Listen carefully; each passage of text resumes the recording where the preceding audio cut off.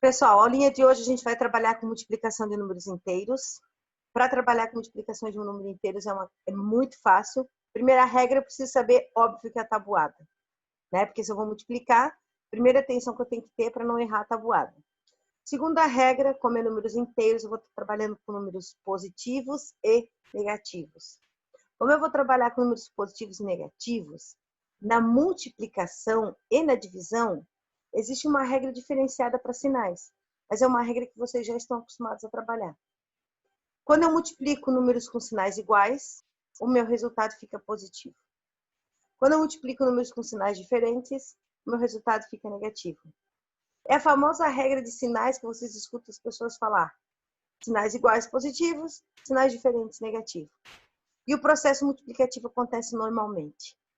Para facilitar, para vocês perceberem o quanto isso é fácil, vamos compartilhar uma tela aqui e a Pro vai mostrar para vocês isso através de cálculo.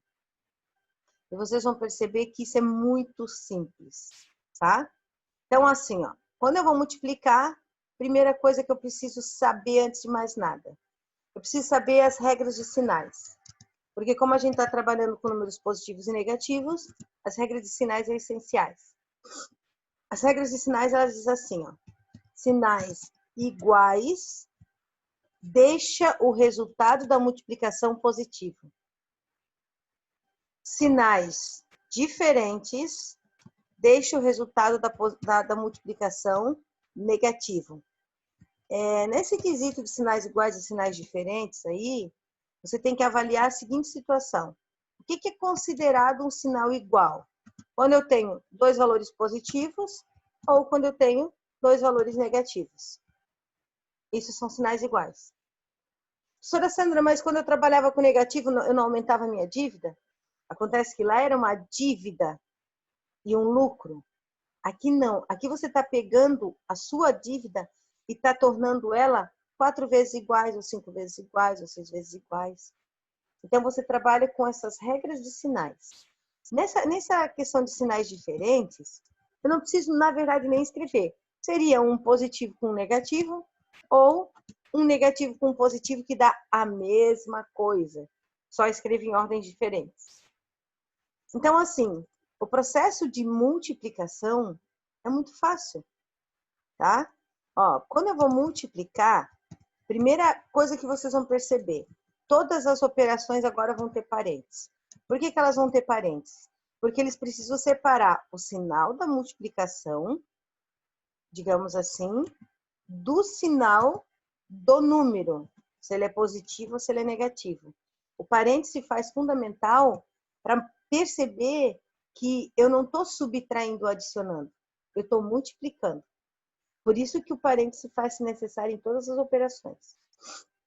Então, assim, ó, eu adoro escrever as regrinhas, né? Então, o primeiro passo, sempre faço isso com vocês em sala de aula, é multiplicar os números. Opa. Primeiro passo é multiplicar os números. Beleza, multiplicar os números aí é muito fácil. Olha a importância da tabuada. É só fazer 7 vezes 5, 35. Pronto, multipliquei os números. O segundo passo, a segunda parte, seria definir o sinal dessa resposta. Definir o sinal desse resultado. Para definir o sinal desse resultado, a única coisa que eu vou fazer é avaliar o sinal dos termos. Então, olha só, positivo com negativo são sinais diferentes. Regra, sinais diferentes, resultado sempre negativo. Então, está feita a minha multiplicação. 7 positivo vezes 5 negativo dá 35 negativo. Sem dificuldade nenhuma. Se eu multiplicar dois números positivos, vamos botar aqui dois números positivos, e vamos dizer que eu estou multiplicando aí 8 positivo com 6 positivo. Primeiro passo, faço as multiplicações dos números, ou da regra do sinal, tanto faz, não altera. Posso olhar aqui, ó, positivo com positivo são sinais iguais, automaticamente meu resultado vai ser positivo. E 8 vezes 6, 48. Pronto, multiplicação efetuada. Agora, se eu tivesse dois números negativos, 4 negativo vezes 9 negativo. Pronto, dois números negativos sendo multiplicados. Acontece que a regra de sinal diz que sinais iguais sempre vai ter um resultado positivo. Então, como são dois números negativos, o resultado positivo é 6 vezes 4, 36. Efetuada a multiplicação. A multiplicação de dois termos ela é muito simples. Por isso que eu falei, eu tenho que saber a tabuada e aplicar a regra de sinal. Agora, quando eu tenho três termos ou mais na multiplicação, eu tenho que ficar atento às regras de sinais, porque elas devem ser efetuadas, o estudo dos sinais, 2 a 2. O que seria fazer o estudo do sinal 2 a 2? Eu não posso, por exemplo, olhar a operação inteira. Por exemplo, se eu olhasse essa operação inteira, nos dá a entender que eu tenho aí um sinal positivo, porque todos os sinais são iguais. Mas eu não olho a operação por um inteiro. Eu tenho que avaliar a operação parte por parte, ó. Negativo com negativo. Deixa eu só propagar que ficou em cima do número. Negativo com negativo são sinais iguais. Automaticamente, isso aqui te dá um sinal positivo. Aí eu pego esse resultado dos dois primeiros termos e vou avaliar com esse daqui, ó. Positivo com negativo são sinais diferentes. Automaticamente me dá um resultado diferente. Então, o meu resultado aqui, na verdade, seria o quê? Seria negativo, porque eu fiz os estudos dos sinais. 5 vezes 3, 15. 15 vezes 10, 150. Então, digamos que a sensação que tu tem aqui é que o teu resultado vai ser positivo, porque todos os termos são iguais. Porém, você não pode avaliar todos os termos numa operação. Quando você multiplica, o estudo dos sinais deve ser feito. Deve ser feito a cada dois termos. Nunca de uma maneira inteira. Mas a cada dois termos que eu olho, eu faço o estudo de sinais. Cada dois termos, deixa eu botar aqui bem claro. Cada dois termos, devemos fazer o estudo dos sinais. Por isso que eu digo para vocês assim, ó. A multiplicação em si, ela não é... Opa, peraí que agora bagunçou a vida aqui. Não consigo, eu acho que mais deslocar. Mas eu vou apagar, mais fácil. Pronto. Apaguei tudo. Que brincadeira legal. Não quer refazer? Ah, é só eu tirar a borracha, né? Ou aperta tipo, na setinha para a esquerda que vai voltar o que você escreveu. Essa aqui? Acho que é. Isso. Ótimo. Obrigado. Muito obrigado, porque nós perdemos a nossa tela toda. Obrigadão. Então, ó, o estudo do sinal deve ser feito a cada dois termos. Aí eu vou ter o resultado final. Então, na verdade, nível de dificuldade, ela não existe. Eu só preciso estar atento aos sinais.